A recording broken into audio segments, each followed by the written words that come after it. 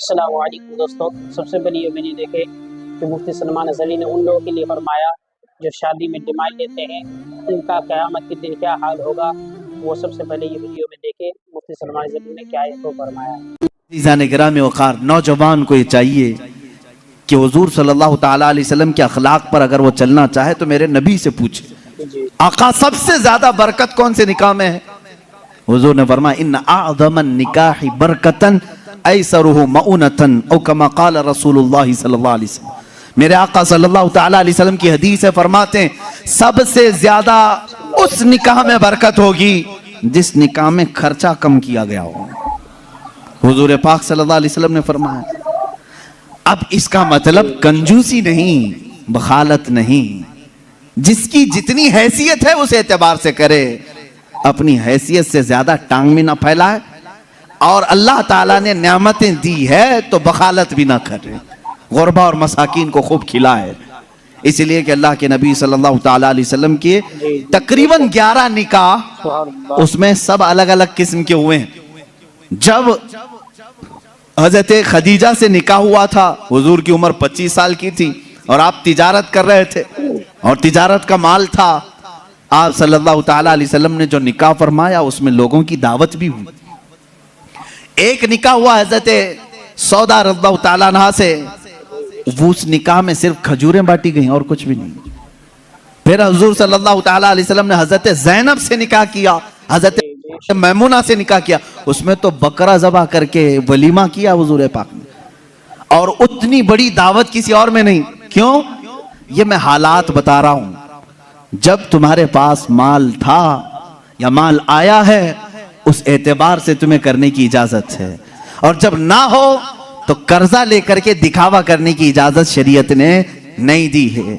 शादियों के लिए इस तरह से लोग मकरूज हो जाते हैं। कई लोग ऐसे हैं जो अपनी पता नहीं अजीज अजीज चीजें उठाकर बेचते हैं, नहीं सिर्फ 4 लोगों में मुझे मुंह दिखाना रहता है, मुंह दिखाना रहता है, निकाह करना है बेटी का, निकाह करना है फलां का। और आज के मुआशरे से मैं नौजवानों से कहूंगा, मेरे सुनने वाले जितने नौजवान हैं, अगर नबी से मोहब्बत करते हो इस मिलाद में एक अज़म कर लो, एक अहद कर लो, हम में से जिसका निकाह होगा, हम जिससे निकाह कर रहे हैं, हम ससुर के लिए बला बन के नहीं उतरेंगे।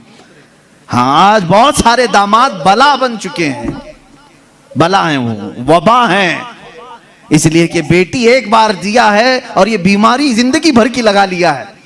हाँ, कई लोग हैं ऐसे, कड़वी जरूर है मेरी बात, जिसने अपनी बेटी दिया है और वो पीछे लग गया है। कल ही एक खातून मेरे पास आई, शादी होकर के उसके 9 साल हुए हैं, बच्चे भी हैं। वो रोती हुई आई, कह रही है कि मेरी माँ, उसकी माँ बेवा है, उसके बाप का इंतकाल हो चुका था बरसों पहले, और बरसों पहले मेरे बाप की जो प्रॉपर्टी थी खानदानी, वो मेरी बेवा माँ को मिली है, वो कुछ लाख रुपए आ गए हैं। और जैसे ही मेरे घर में मालूम हुआ है, शौहर ने मुझे बाहर निकाल के घर भेजा है, जा तेरी अम्मा को जो प्रॉपर्टी में मिला है उसमें से 2 लाख मांग के लेके आ। मुआज़ल्लाह रब्बना, भिखारियों से क्यों शादी करते हो? इस तरह के लोग जो अपनी औरत पर अपना महल सजाना चाहते हैं, उनकी हैसियत बहुत जलील है, बहुत जलील। मैं आपको बताऊं, तुम बर्बाद होना चाहते हो, जिसकी ख्वाहिश है वो मुझसे पूछ ले, मैं बता दूंगा। तौबा अस्तगफिरुल्लाह, कोई नहीं चाहेगा, हर कोई बरकत का रास्ता हमसे पूछता है, लेकिन ये रास्ता भी मैं बता देता हूं, जो अपना बिजनेस और अपनी बरकत सब बर्बाद करना चाहता है, उसके लिए बाज़ बुजुर्गों ने फरमाया, वह अपनी बीवी से जबरदस्ती उसका माल लेकर के बिजनेस में लगाया हो, वहीं से शुरुआत हो जाएगी नहुसत की।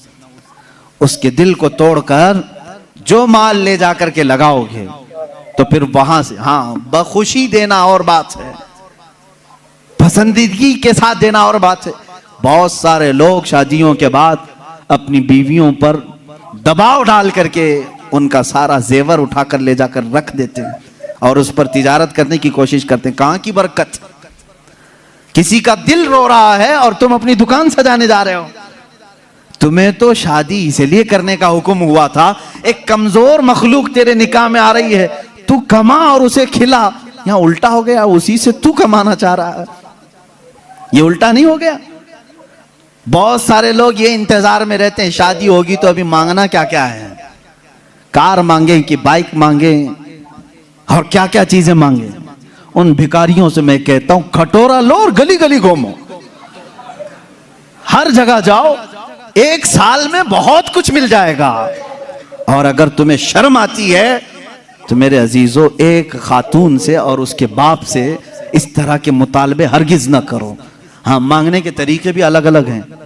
पहले खुलकर मांगते थे, बोलते थे ये चाहिए, लिस्ट आती थी, सारी लिस्ट आती है खातून के घर में, ससुराल।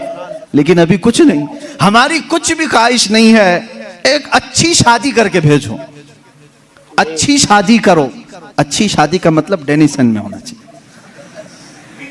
मैं तो यहां नाम ले रहा हूं, तुम दबा करके अपनी ख्वाहिशों का जिक्र करो और उसी में दबे लफ्जों में सारी चीजें। हमको कुछ मत देना, अपनी बेटी को ही जो कुछ भी देना है दे दो, हम उस पर नहीं कहेंगे। और बाप बेटी को जो जो दे बाद में ताना मारेंगे, क्या तेरा बाप इतना नाअहल है, तुझे एक वॉशिंग मशीन नहीं दिया, तुझे एक पलंग नहीं दिया, तुझे एक तिजोरी नहीं दिया, तुम तो कह रहे थे कुछ नहीं चाहिए। अजीजा ने गिरामी, ये भी तरीका भीख मांगने का ही है। भीख मांगने, ये जहेज की लानतों को खत्म करो। जो वो अपनी खुशी से ले आए वो उसका माल है, तुम्हारा नहीं। औरत जो अपने घर से लाती है वो उसका खुद का माल है, शोहर का नहीं, ना ससुराल का है। औरत जब तक चाहे उसे इस्तेमाल करे, वो इजाजत दे तो दूसरे इस्तेमाल करें।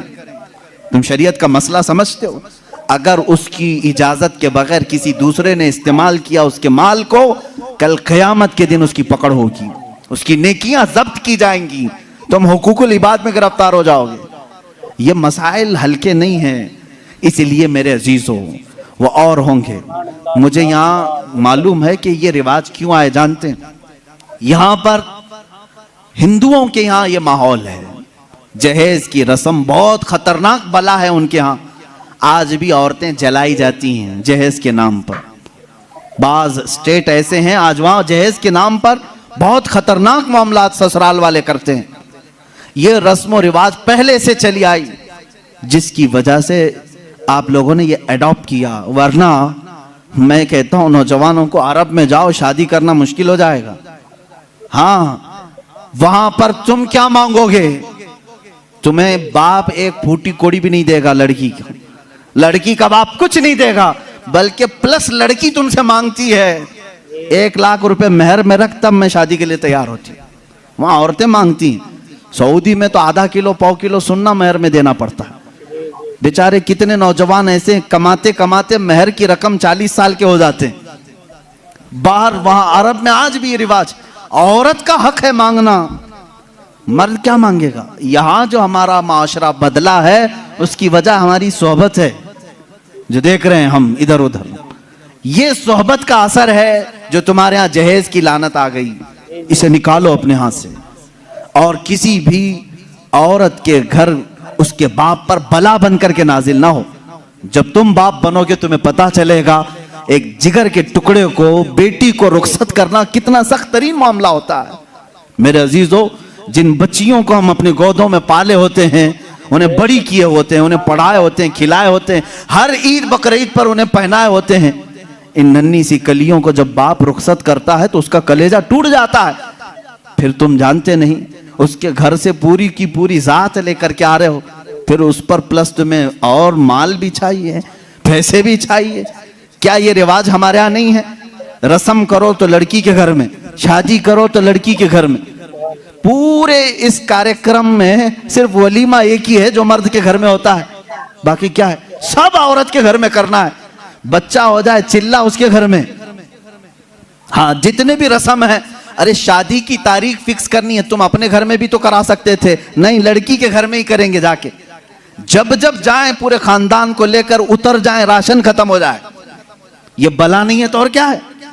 घर के किचन पर मुसीबत नाजिल होती है हर महीने 2 महीने में। ये इस तरह की हरकत किसी एक घर के साथ जो हो रही हैं, इस सिलसिले को कब खत्म करें?